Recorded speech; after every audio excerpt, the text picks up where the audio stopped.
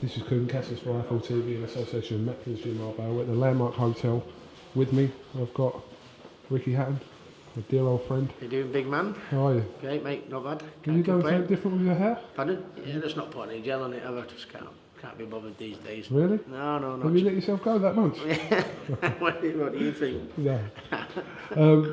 Listen, you're here obviously today to announce your fight. Nathan Gorman is fighting on the Copper Box show on April the 30th. Tell me a little bit about Nathan for people that don't know. Yeah, he's very, very talented. He's only 19 years of age. He only had 12 amateur fights. And he after 9 fights, he'd already got himself in the Great Britain squad. You know, he'd already been an ABA champion, winning the ABAs. He boxed in the World Youths and won them. He's a very, very, very talented fighter. He's only had 2 professional fights, but I mean, as I'm doing brilliant with him in the gym, you know what I mean, he's really, really improving and coming on. I also promote him as well, but, you know, he's the type of talent that needs to be on a bigger platform, I think, you know, and that's why I've hooked up with Frank Warren, obviously to be one of the best in the business. You know, he's been at the game absolutely years, along with what he's got going on with BoxNation. I think it's a great opportunity, not just for Nathan Gorman. I've got a load of amateurs in my gym, you know, national Irish champions, national amateur champions, unbeaten prospects, and, you know, a few lads that are foreign lads that are all on the world stage.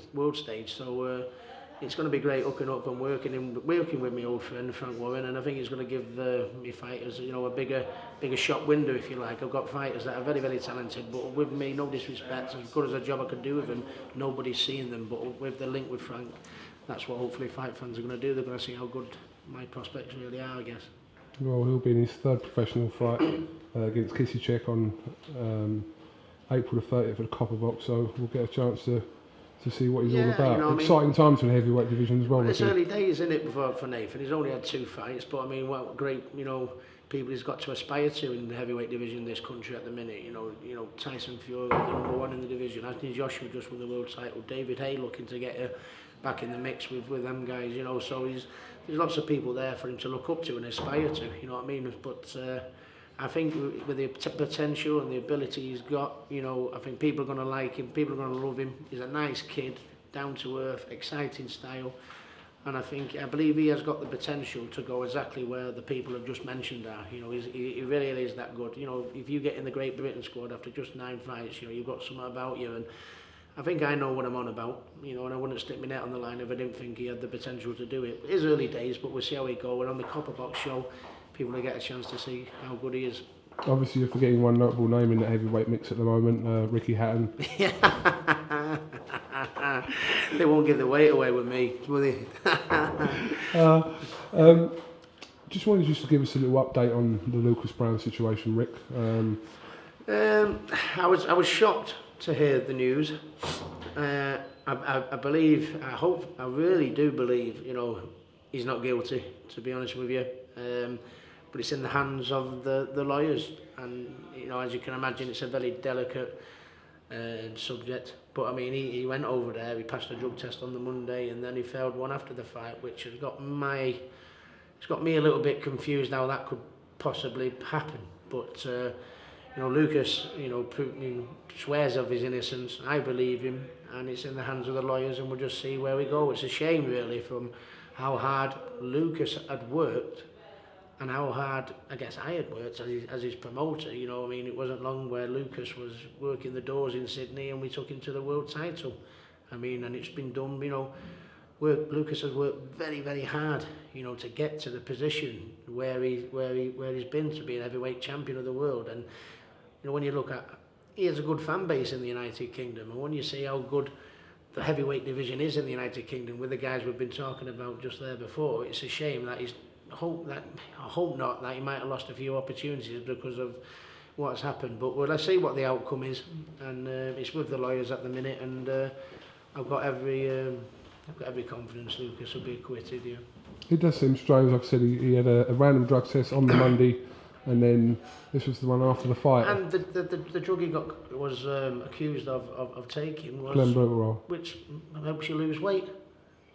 You know, he's a heavyweight. You don't need to lose weight. I mean, can give it me if you want. I mean, you know what I mean? I'm an heavyweight that wants to lose weight, but you know, Lucas was in the best shape, you know, that he's ever been in. I think the performance showed him that. He was using his jab a little bit more, not known for his footwork, but before that right hand that he nailed him with, he shifted his weight and nailed him with the right hand. He's shown real improvement under Rodney and Nigel Benn in Australia, where he was working out, and he'd worked so hard to get in the condition he was in, and just to basically get himself in a position to fight for the world title, and to get there and this happen is a crying shame. But hopefully justice will be served. You know, he'll get proven okay, and he can move on with his career. But it's a crying shame with the lawyers, and we'll just see how the situation materialises. So, sorry, Ricky. WBA obviously waiting on the outcome of this before they decide whether he'll be stripped of the title or not. I'm assuming so. Yeah. You know what I mean? They just.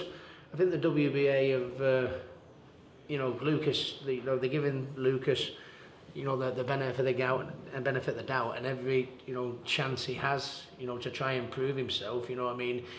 I think Lucas. I'm not speaking for the WBA, but I think Lucas, the fact that he passed the test on the Monday and then didn't pass the test after the fight, there is cause for it needs looked at, doesn't it? And hopefully the outcome will be the right one. It's something looks amiss personally.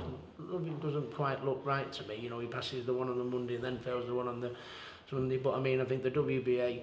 That's why they're one of the best organisations in boxing, because they'll look into it. I think Lucas, you know, deserves, after passing that test and then failing that one, he deserves it actually. I believe he deserves it looking into at least, and I think that's what the WBA are doing. And they'll come to the right decision, and hopefully it works out in Lucas's favour. Yeah. We should see what happens with that, Rick.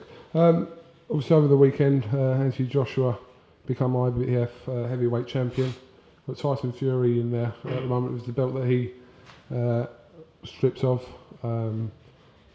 because he couldn't defend, obviously, due to his rematch with Klitschko. Were you impressed by Anthony Joshua, first of all? I think it's very hard not to be honest with you. You know, 16 fights, fighting for the heavyweight championship of the world, and the manner in which he knocked Martin out with, you know, that right hand. You know what I mean? He's you know, you can't get anyone as stocky and bulky, but that was lots of speed and fluency on that right hand. It was real class the way he did it. Martin, I was a little bit disappointed with him being a world champion. He seemed to sit down and want to stay there and not want to get up. That's not Anthony's, you know, fault. You know, at the end of the day, for 16 fights, to put that performance in makes you feel very, very proud to be British, and very, very proud of Anthony. It couldn't have happened to a nicer guy, and hopefully he's gonna get even better after 16 fights. If he's winning a world heavyweight title, what's he gonna be like after a few more? You know, it's frightening to see. It does make sense for obviously Anthony Joshua and Tyson Fury to meet at some point, whenever that should be. How would you see that fight going? Is that a difficult one to call for you, Rick? Well, if I was Tyson, I'd fight him sooner rather than later, because I think Anthony will get better. I don't know, styles make fights. I think at the minute I would favour Tyson. I think he's got that very unorthodox style where he sways about and pulls out of punches, and I think he has a more chance. I mean, Martin was in there to be hit, and you know, you stand in front of Anthony Joshua in a way like that, you're going to get hit. I think Tyson would prove a more difficult task, you know, with the way he sways and jabs and his height and reach and pulls out. I think that would be a more difficult ask, but it's not beyond the realms of impossibility for Anthony. I think you know, most people might not share my view. You know, Anthony really is looking the business. He's looking formidable, so powerful. You know, he's performing in the manner that we could probably knock anyone out. In my personal opinion, you know, Tyson would be just a little bit much tricky for him at the minute. But you know, Anthony he's had 16 fights. You don't need to rush into that. And what we try and do, build them up into big fights a little bit further down the line, I think. Well, like I said, when and if obviously there's a big rematch to happen July 9th with Klitschko and Fury before anything else, and Josh is going to be fighting in July, but I'm sure it's a fight the British public would lap up. Yeah, absolutely. I mean, and you've also got David A in the mix. David A, saw him on iFilm, you know, doing the pads with Shane McGuigan the other day. You know what I mean? He looked raised. He looked very, very heavy-handed. razor sharp. You know, he's only had one combat fight that didn't last very long, but I mean, you can see while he's been having that time off, he's kept himself in shape. He looked very, very, very, very heavy-handed, you know what I mean? I think everyone's talking about Anthony Joshua, obviously, from recent events and how he performed so well, and Tyson Fury now being rightly so the #1. People are just forgetting, you know, just how good David Haye is, you know what I mean? He might come through the back door and, you know, and take the division by storm. He's certainly got that in his capabilities, and he looked good on the pads the other day, so it's very exciting for British boxing, to be honest. It was always America that had all the world champions, and now Britain's got them, and for this tiny little country that we live in, I think it's fantastic. When you think the world champions we've got, I think it's the best era for British boxing. I mean, you know how good current champions, the current crop of champions are going to prove to be will remain to be seen. But I do think it's the best era that British boxing's had. British champions are just coming through from all over the place. It's great to see. Don't forget about Let's Go Champ.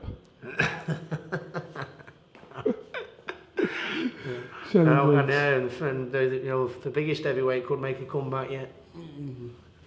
To be continued. Yeah. All right, Ricky Hatton, listen, thanks for talking to iFall TV, and I'm sure we'll catch up with you ahead of April the 30th, where you're fighting Nathan Gorman. Gorman. Gorman, hopefully impressed. Thank you very much. Cheers, mate.